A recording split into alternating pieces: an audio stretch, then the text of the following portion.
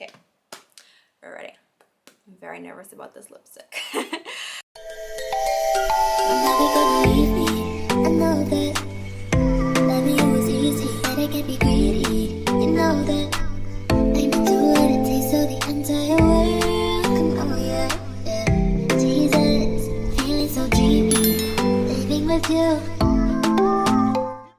So next question, what language would I like to be fluent in? Korean. So those of you who know me know that I love South Korea. I've never been there, but I want to go there so bad. What is your best friend's dream country to live in?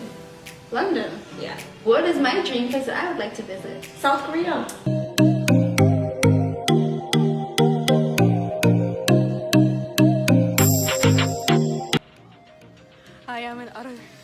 I am in utter happiness and joy. Oh my gosh, I'm here.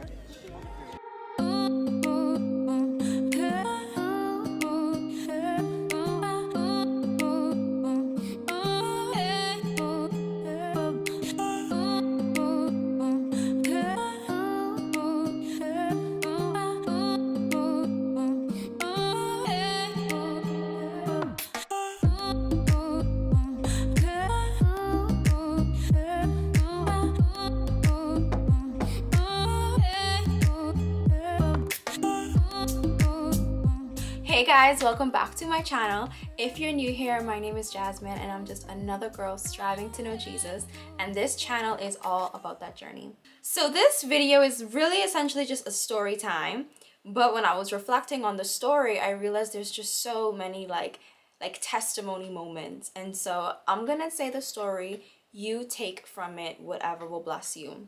I had a friend in high school, and everyone who knew me knew my love for South Korea, and she said, hey, she said, I know this lady who actually trained in South Korea for a few months, and I told her about you, and she got excited, and she said, oh my gosh, well, if she loves South Korea that much, let her come to my office after school. I will teach her a little bit of the language. And I was just like, oh my gosh, you're the best. Yes. So after school, I would go to this lady's office, and with her textbook that she got while she was in South Korea, she would teach me the little bit of Hangul that she knew, and I learned the language that way. That was like my introduction to learning Korean. And I remember the first word that I pronounced was abuji, which means father. And I remember going slowly because she said, okay, now read it slowly. And I remember being like, abuji. And I said, oh my gosh, I did it, I did it. And my dad at the time, I think he still does, had a Korean truck. So you know, like there's a sticker that's always kind of on the windshield of the manufacturer of, I don't know, information. So of course it's in Hangul. And I would like sit in the truck and be like, don't worry, I'll read this to you. What it means, I don't know, but I'll read it to you. So from when I was in grade 12, I knew I had to go to Korea somehow, some way. And my preferred way at the time was to study there naturally, right? Everyone's applying for school. And so my obvious first choice was South Korea. Now, I applied to a school called Kyunghee University. I think it was somewhere in Seoul, but it didn't work out. You know, in order to go that far, the school required that you do, you know, these series of blood tests and blood work and just health checkups to make sure that you're healthy before you enter the country. I don't know why, but I was advised to go to this local, like, public clinic to get it done. And I went and I got it done. And lo and behold, I go to get my results. And I remember like it was just yesterday, the women in the office were like confused, flustered, looking around the office, talking amongst themselves. And I'm understanding as time goes on that they don't know where my results are.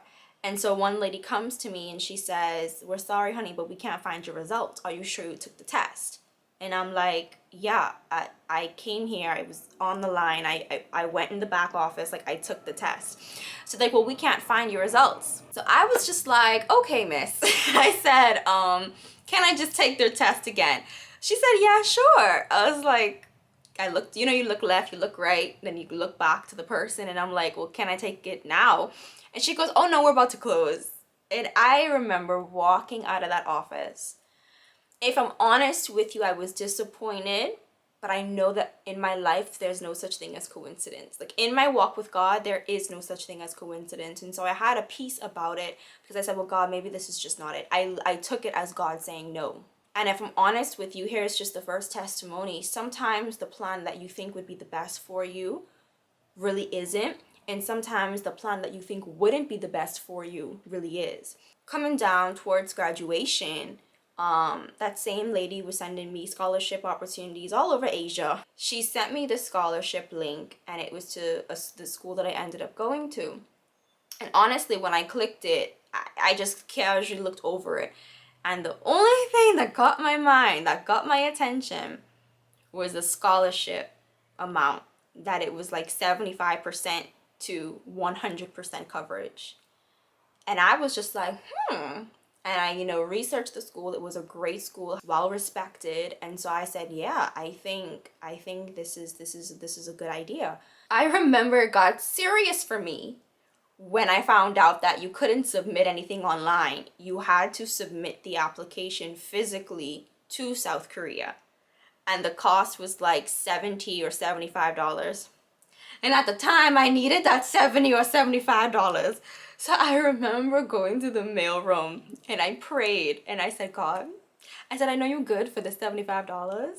I said, but I just pray that you just make it worth it. I was like, just breathe over this application. I'm not trying to pull your strings. If you don't want it to happen, it's fine. I was like, but just breathe over it. Like, just go with the application. Just go with it. So I send it off, and that was that.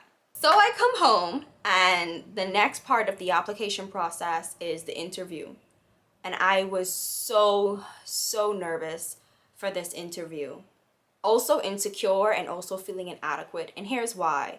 This school mainly accepted public officials from all over the world. So whether they worked in their relevant ministry in a country or for a global organization somewhere. And I was just a graduated student. Like, I ain't had that much experience. I mean, I worked in the government service, but again, as a summer intern, nothing major, nothing big. I think if you add everything up, I maybe had 1 year worth of experience. So I remember thinking, dang, like, I don't even know if I'm gonna be something that they want. I go to my Grammy's house for the interview. I get it set. I announce to the family, this interview is about to start, everybody pray. And I sit down and I'm like nervous and sweating. I'm like, just be yourself, just be yourself, just be yourself. That interview lasted about 5 good minutes. And they ain't asked me nothing deep. It was the simplest, most how you doing, who are you, and why do you want to come kind of interview that I was just like, I remember walking away and being like, nope, I don't think I did well. That was just too simple. I feel like my answers were too simple and I just don't know. I don't like how I feel after this interview. So I come back home, I gave it to the Lord, and I just went on with my life. And I don't know how many weeks had passed. It could have been anywhere between 2 weeks and a month. But I was video chatting with one of my friends. And like when you're on a FaceTime call, but there's like a email notification pops up on your phone as a banner. And I saw the school's name, and then I saw congratulations, and then ... And I was laying on my bed when I saw it, and I got up and I was like, girl, I gotta call you back. So I quickly read the email, and it was like, congratulations, you have received the 75% scholarship. I ain't read it. All I know is I started jumping up and down. I ran to my parents' room and I was like, I'm going to Korea! I'm going to Korea! My mom jumps out of her bed. My dad comes running. Like, it was the biggest, most gratifying, most validating, most gift from God kind of feeling. And I was just shocked because in my mind, I was so insecure about it. And you would think, and here's where the third testimony point comes in. You would think that after that it was just smooth sailing. It was just, yes, let me just now book my flight. Let me just now do this. Let me just now do that and I'll be fine. No. There were so many obstacles that came up that literally, this is how I'm going to do the headline or the disclaimer. I got my passport the morning of my flight. That's how tested this process was for me. I was thinking to myself, okay, God, if this is just a test to see if I would love you still if you didn't give me South Korea, I'm just like, no, it's okay. It's okay. I would. Don't worry. I'm fine. I just constantly felt like it was a test and that I needed to just, I don't know, prove something to God. And looking back now, I realized that God just is like, why you always think I'm trying to test you every second of every day? The only test is trust. It's not freak out or fret. In fact, I tell you not to do that in my word. It's just trust me. Like, you're not doing anything wrong. It's not that I'm punishing you for something that you did in the past. It's just trust me. Like, that's it. So I'll explain kind of some of those obstacles as best as I could remember them, honestly, because looking back, I honestly can't remember some of them. But what I do remember is that when it was time to get my visa, I was advised that I needed to go to some Caribbean country. Again, I don't remember the name of the country. But when I called them, they basically weren't open, or they weren't available, or it was some foolishness going on with them. So essentially it was like, okay, the next stop is Washington, D.C. And so here's the part of this testimony. Every time an obstacle came, a solution came literally right away. This process was very imperfect. And I think that's part of this testimony.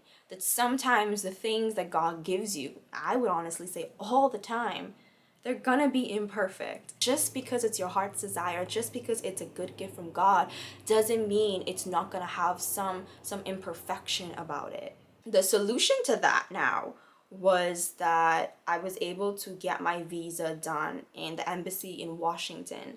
And so that was really good. I was able to get that ready. The next problem, though, was that there was a delay in shipping the visa back to the Bahamas. And like I said, the delay was so big that I got my passport the morning of the flight. So let's just talk about that week. I believe that my flight was a Wednesday afternoon, like a 1 p.m. flight. And I got my passport that morning. Now, that Monday, I was supposed to get, like, it was like every day I was supposed to get my passport. I wouldn't get it. And then I would just be told, hopefully tomorrow. And I even remember that they came to me on a Tuesday, and I was supposed to, and I'm thinking to myself, definitely by Tuesday I'll have my passport. And it still hadn't arrived. And they told me again, well, hopefully we'll have it by the morning. And I'm like, well, my gosh, I really hope you have it by the morning, because my flight is at 1 p.m. tomorrow.